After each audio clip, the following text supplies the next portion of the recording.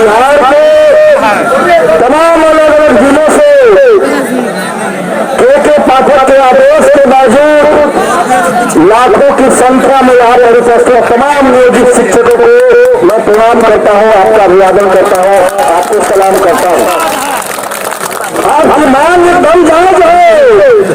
कई दशकों से मांग चल रही थी बिहार के भीतर कि बिहार के नियोजित शिक्षकों का सम्मान हो, उनको राज्यकर्मी का दर्जा दिया जाए।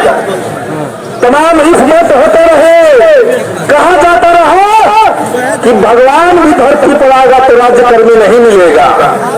समान काम का समान वेतन आपने जीत लिया था, लेकिन यही नीतीश कुमार सुप्रीम कोर्ट चले गए जनता के पैसे से आपके खिलाफ साजिश करने। और हम आपको बधाई देना चाहते हैं कि आप इस ताकत के सामने सरकार को झुकना पड़ा और गांधी मैदान से उनको घोषणा करना पड़ा कि राज्यकर्मी का दर्जा देंगे। लेकिन उनके बीच में बैठा एक आदमी जिसको के पाठक कह रहे हैं, कुछ लोग हिटलर कह रहे हैं, कुछ लोग मोगेम्बो कह रहे हैं, उस आदमी को लगा दिया गया है कि आपको टीचरों से शत्रुता निभा लेना है, बदला ले लेना है। और इसलिए सरकारें बदलती रही, आपके प्रयास से राज्यकर्मी का घोषणा तो हुआ, लेकिन साजिश वही चल रही थी कि किस तरीके से बिहार के नियोजित शिक्षकों को लगातार अपमानित किया जाए, कानून का उल्लंघन करके कानून बनाए जा रहे हैं, सर्कुलर निकाले जा रहे हैं। शिक्षा का अधिकार अधिनियम जो पहले से कह रहा है कि प्राथमिक विद्यालय कितना देर चलना चाहिए, कितना दिन खुलना चाहिए, उससे ज्यादा जब बिहार में पहले था तो 9 से 5 की क्या जरूरत थी? कोई जरूरत नहीं थी। इसका हमने हमेशा विरोध किया। हमने विरोध किया इस बात का कि सरकार बिहार के नियोजित शिक्षकों को एक नागरिक का जो अधिकार है, आंदोलन करने का जो अधिकार है, ये आप छीन नहीं सकते हैं। इसके बावजूद साजिशें चल रही थी और तब हद हो गई जब सरकार पलट गई। पलटने के बाद हमने देखा कि एक विभागीय अनुशंसा सोशल मीडिया में घूम रहा और विभागीय अनुशंसा क्या है? सक्षमता परीक्षा के नाम पर वो लोग चाहते हैं कि 75% जो शिक्षक है उनकी नौकरी छीन ली जाए। ये साजिश चल रही है और इसीलिए ऑनलाइन मोड में परीक्षा करवाया जा रहा है। इसलिए अनिवार्य बना दिया गया कि अगर आप सक्षमता परीक्षा का फॉर्म भरेंगे तो 3 जिलों का विकल्प देना पड़ेगा। क्यों देना पड़ेगा? जब 2020 में बिहार सरकार ने सेवा शर्त नियमावली जारी की थी और उसमें उन्होंने कहा था कि हम सभी शिक्षकों को एक्सिट ट्रांसफर देंगे, तो एक्सिट ट्रांसफर आपको देना चाहिए। सबको जो दरभंगा के लोग हैं उनको औरंगाबाद भेज देंगे, जो पूर्णिया के लोग हैं उनको रोहतास भेज देंगे। ये कौन सा तरीका है?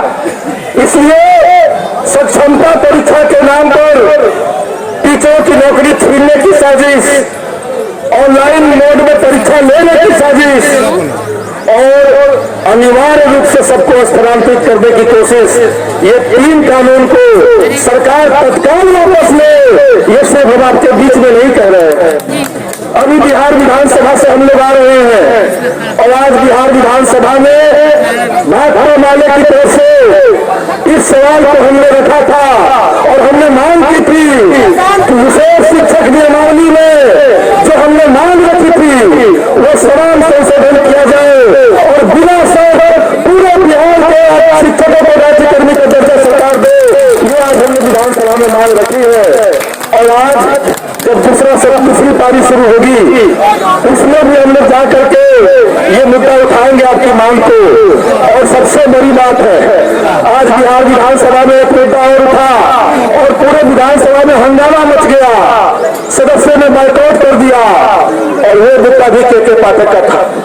हमने उठाया है, हमने उठाया ये मुद्दा कि DCA के पाठक को ये सरकार समझ रही है कि अच्छा काम कर रहे हैं, वो असल में शिक्षा विभाग के अंदर लूट तंत्र चला रहे हैं।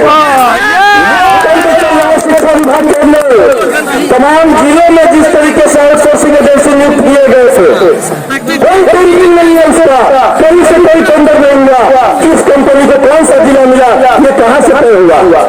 लाखों रुपए पहुंचाए गए, ठेके पर देर में गए हैं। उसके बाद हमने देखा कि वहां पर कोई पारदर्शिता नहीं है, बल्कि सब जगह से पैसे की तहसीली चल रही है, न तो कोई आरक्षण है।